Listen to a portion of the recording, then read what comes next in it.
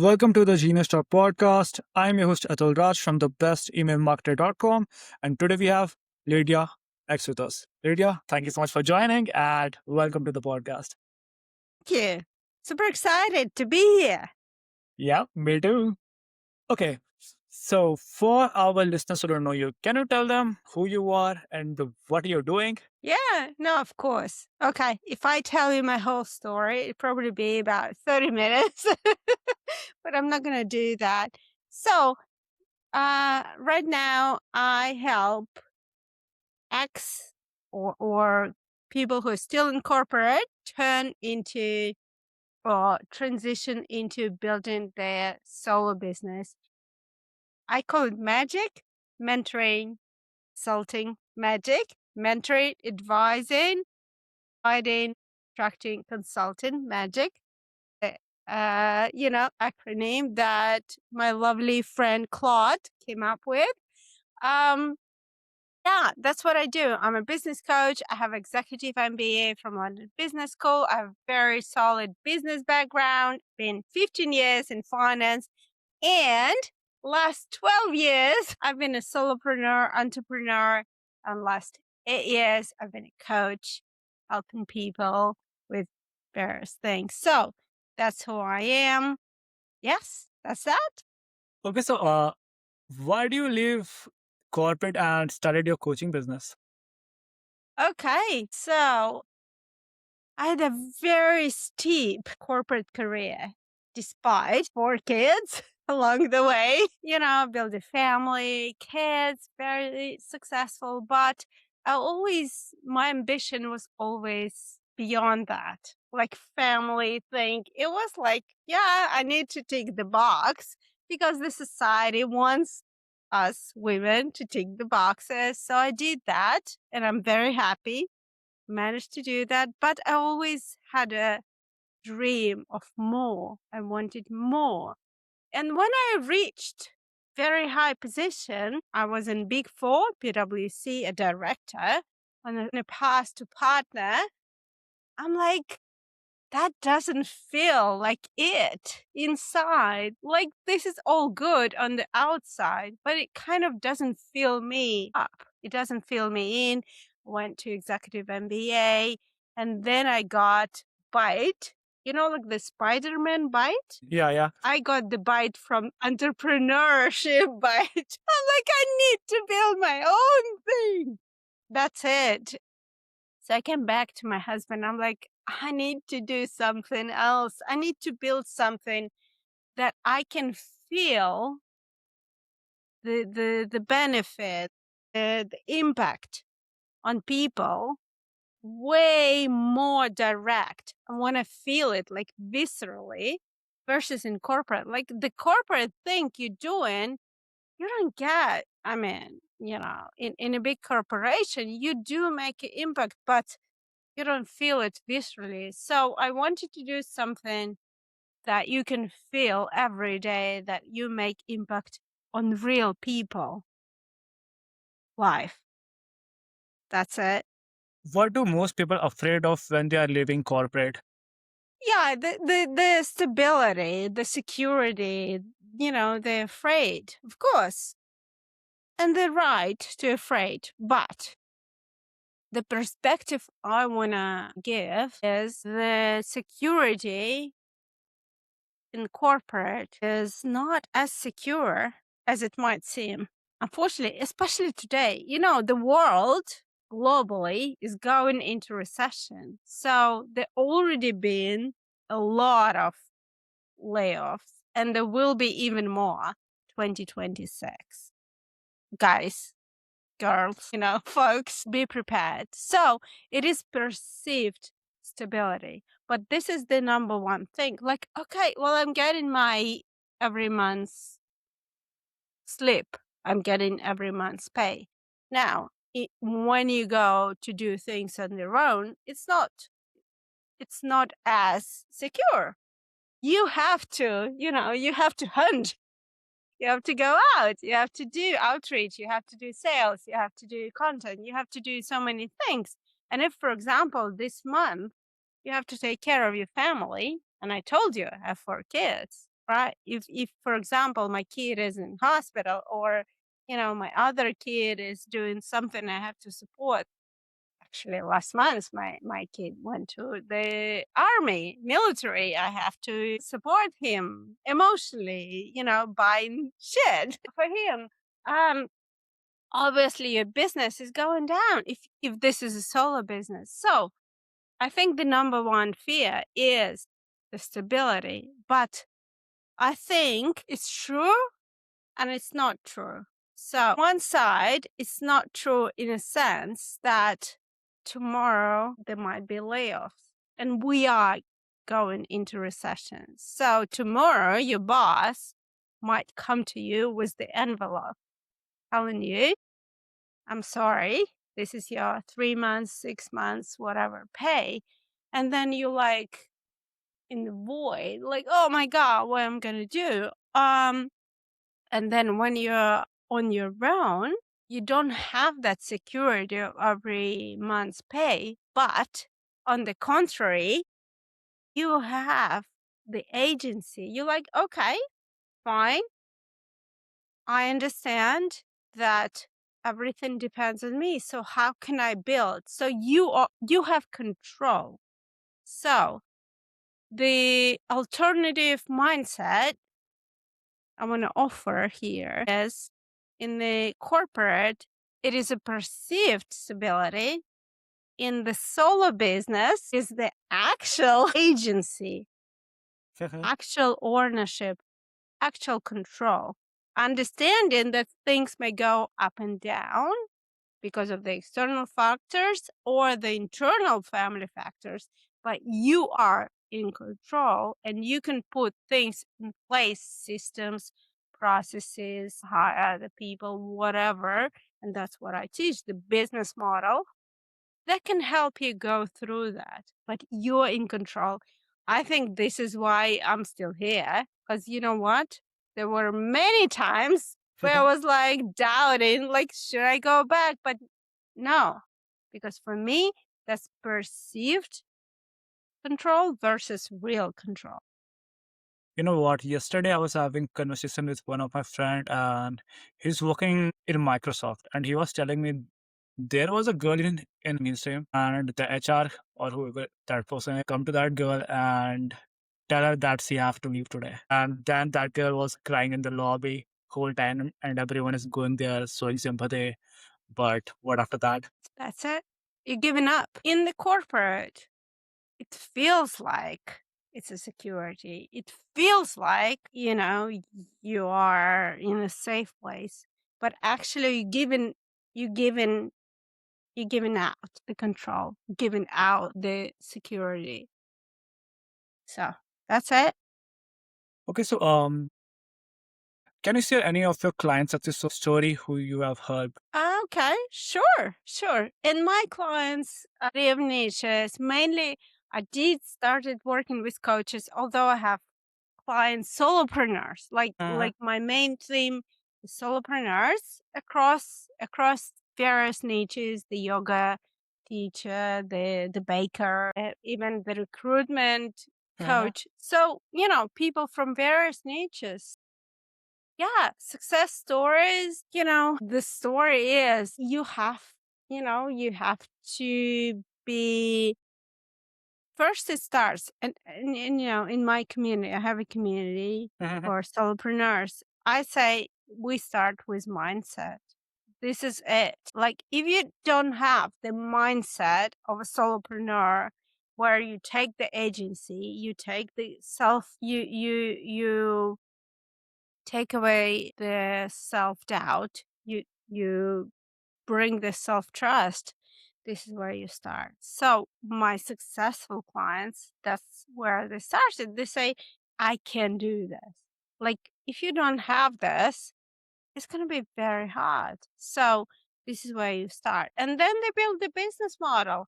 I think the next step is create the business model that works for you based on your strengths. And some people, look, I work with some people who are extroverts and I work with some people who are introverts.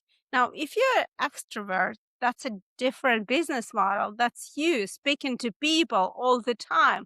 If you're introvert, is living in a little bit and into very few people, letting very few people in your world and creating this intimate one-on-one connection. So I think the successful cases that I've seen in my clients across various niches is leaning into the strength that they have, either building these deep connections, then leaning into the one-on-one work, or the extroverts like me of this world is speaking to bigger audiences,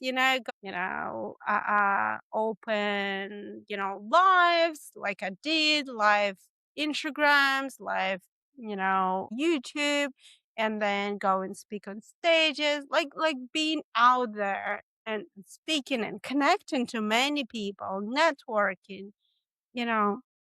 So the success factor for me, I think, the is first building the self-trust. Okay. And self-trust is built, and especially if you move in from corporate to solo, is learning to do the thing that you promise to do to yourself. So building that resilience, you might call it, self-trust. So, and you can start with something that's simple. I'm going to do 10 push-ups a day. I promised it to myself. I know it sounds stupid. It sounds like it has nothing to do with business, but it doesn't matter. It can be something you promise to yourself and you do every single day. So you need to build that self-trust. And it can be the physical, it can be relational, which is great. Like send a message to one new friend every day. And then once you build that muscle, is then build a business model, create a business model that is built on your strength, built on your personality. Again, introvert versus extrovert, or, it's just built on your strengths. You need to, draw what you're good at, and then everything else, automate. Well, first, remove, don't do. Yeah. Second, automate or delegate. Delegate. This is the formula. This is the formula for solopreneur. Okay, we have to be brutal. You know why my word for this year? You What wanna is know? that? Do you Yeah, I have know. the word Yeah. for the year? Do you have the word for the year? Which one? Control. My word is radical. Radical. I know some Radical. people like a little bit scared, but for me, it's radical. You have to be radical. Like you either remove, you either optimize or delegate, but you have to be brutal. You have to be brutal. And for me, radical is like no compromises. You have to be brutal in terms of like, this is the stuff that I love doing and I'm good at. These two circle intersect. I'm good at and I love doing. I need to double down. And everything else I need to be either remove, Delegate. automate, or delegate. Yeah, So yeah. this is my theme for this word, for this year, 2026. Not for well, yeah. Let's see how that goes. Okay, so you read a lot of books. So what which three books have the biggest impact on you? Right. So, I think, yeah, I've read a lot of books, so it's hard to pick three. I know. I mean, I need to open my Kindle because that is going to be helpful. But well, okay. I'll start with the one. It's pretty recent, and I'm part of the community. Stand the fuck out.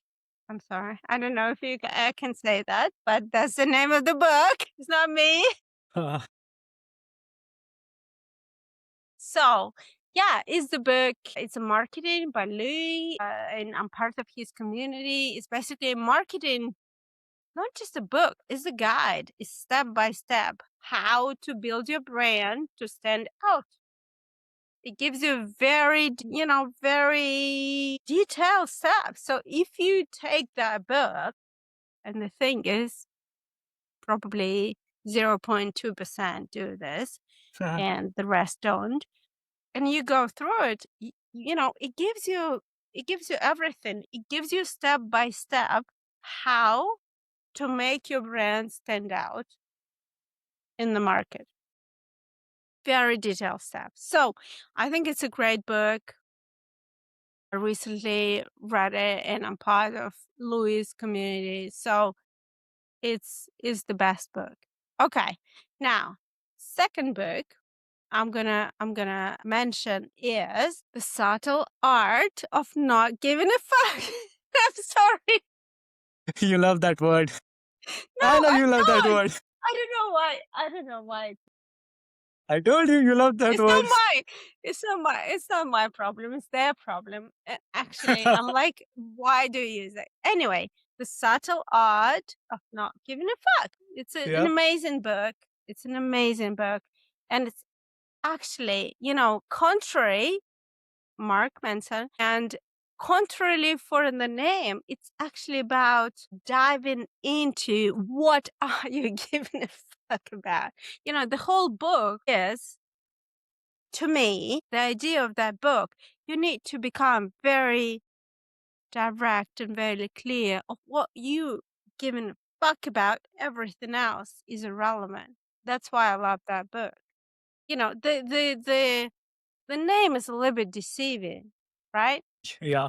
It is. Yeah. But because I'm a certified values coach, and when people come to me for a business architecture, business model, which I love strategizing about, we start with the personal values because they drive everything. And then we carve, like, imagine the sculptor, right? They take the brick of marble or whatever the material, and then they start to carve out. So I think this book is a little bit about that. You need to carve out things you don't care about, and then you're left with something that you really care. That's important. That's what your business should be about. That's what your life should be about. That's what your daily activities should be about. Because we're here. Come on, guys. We're here for a very short period of time on this earth, right?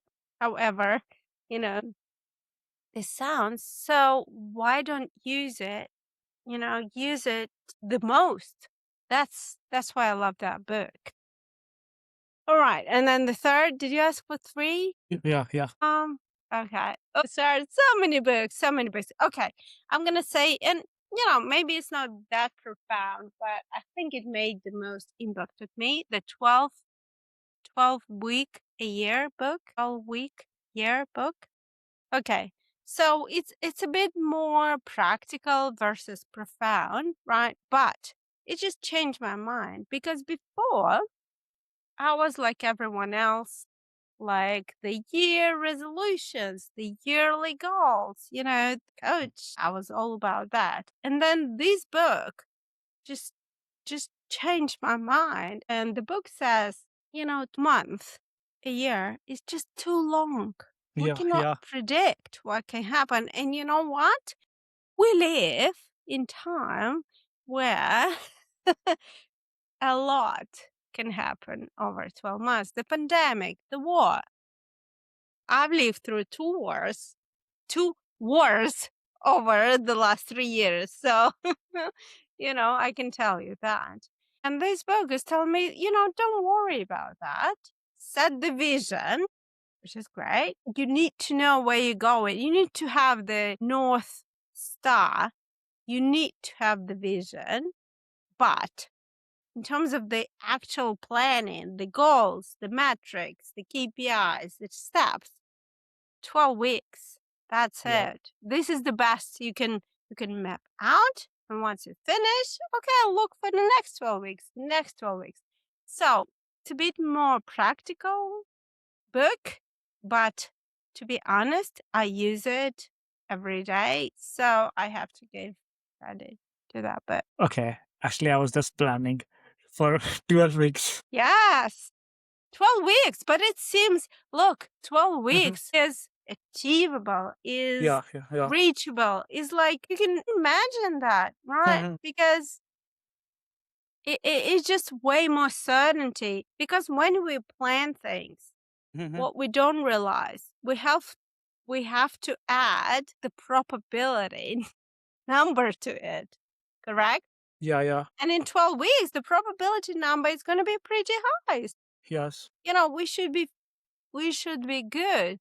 Anything beyond that, in reality, with the fast pace the world is moving today, is the probability factor is going to be diminished. It's going to be very low. So you can plan 12 months, good luck, but, but I don't do it because it actually waste of your time. Make a vision, right? You need to have the North Star. You need to understand where you're going. You need to have the vision. But in terms of the actual planning, what you do the day to day, 12 weeks, that's it. Okay. So, looking back when you started, what's one lesson you will tell yourself if you could restart today? From where? From when I left corporate? Hmm. No. When? 30 years after college. Yeah. After college. Oh Yeah. my God. Do the same. I know. I don't know how it's gonna sound, but after college, I think that was the way for me. I would go the same, work in the corporate, and I was lucky to jump on a, PwC, which is Big Four, which is a global organization. So I got exposure to people from different cultures, from different upbringing.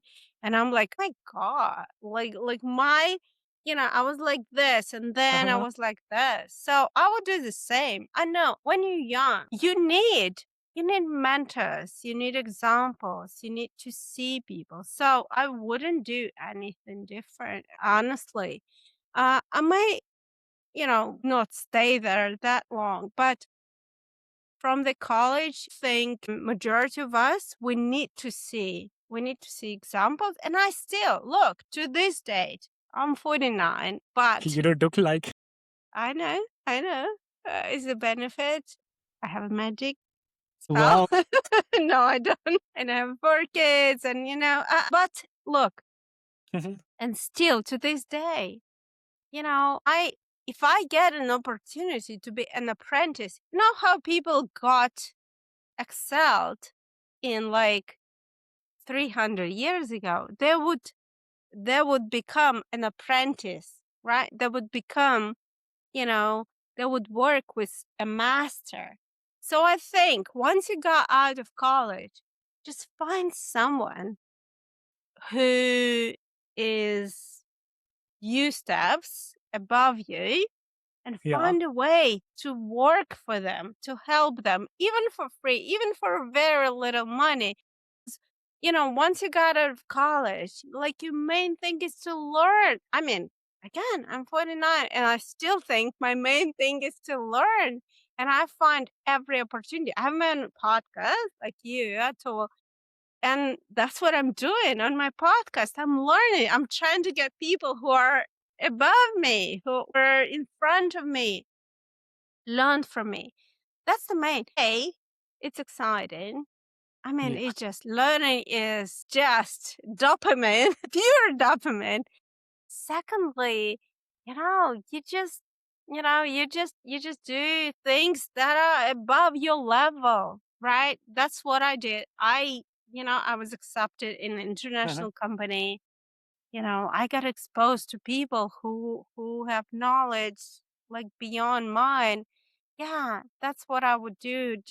Just whatever direction it is, it doesn't matter independent or corporate, like it doesn't matter. When you're young, I want to start something on my own. I would learn from the master, whoever the master in your world is. Just absorb that, just be receptive, be coachable, be teachable, just absorb that knowledge, and then your creative juices will come through and you'll become unstoppable. Okay, so for our listeners who want to get some help from you, want to connect with you, where can they go? Sure. LinkedIn is the best. I'm there probably every day. Every day. Lidia Axe, you can find me there. You can type the name. And I have my community.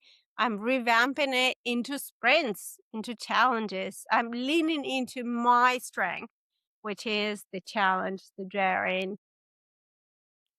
We have to make it fun and competitive. These are the two values I'm leaning in. But yeah, jump into LinkedIn and we'll go from there. Okay, Lydia, thank you so much for spending some time with us. And it was really great chatting with you. Same here. I loved it. This is Genius Talk Podcast, and I'm your host Atul Raj from the bestemailmarketer.com, of course. So, speaking of email marketing, if you got some questions, challenges, doubt, or just simply need some help with your email marketing, then reach out to me at atul at the rate thebestemailmarketer.com, and I'll be happy to help.